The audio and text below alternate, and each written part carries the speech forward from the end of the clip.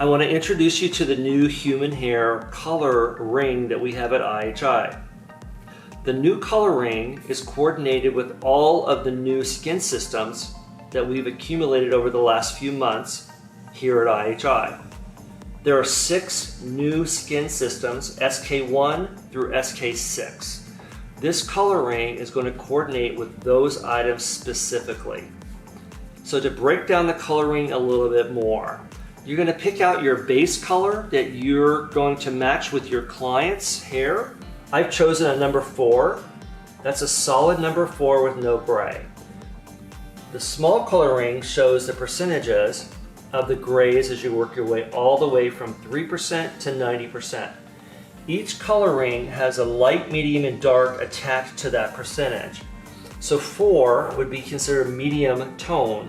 So if I wanted a 460, I would look at the medium in the middle, and that would represent 60% gray onto a medium tone, all the way up. So that's how the new color ring works to match your gray percentage.